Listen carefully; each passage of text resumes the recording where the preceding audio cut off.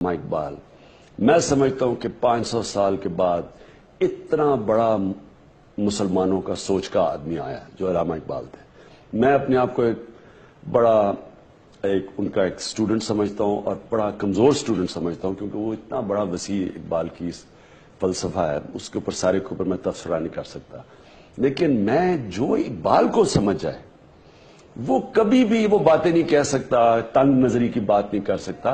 वो होता ही है, एक इकबाल की सोच ही इतनी बड़ी थी। तो आप समझते वो इस्लाम को हैं तो आप ये जो तंग नजर लोगों को आप तंग नजर की बात करते हैं या एक्सट्रीमिस्ट की बात करते हैं, अगर किसी का एक्सट्रीमिस्ट का मुकाबला सही किया था और बुनियाद परस्ती का, उसका नाम था अल्लामा इकबाल।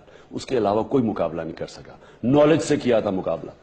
मैं हूं उनका, अपने आप को उनका मुरीद समझता हूं, इसलिए कायद आजम को अपना रोल मॉडल सियासी समझता हूं।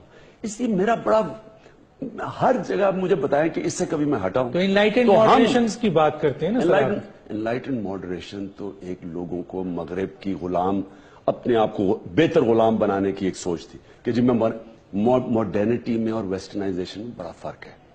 आप मॉडर्न नहीं, मॉडर्निटी या मॉडर्न बनना, मॉडर्न तो इंसान को सारा वक्त अपने आप को आगे बढ़ाना चाहिए ना, लेकिन मगरब ज़ादे जो है, यानी कि जो मगरबी कल्चर को थोप रहे हैं, उसमें और उसमें बड़ा फर्क है।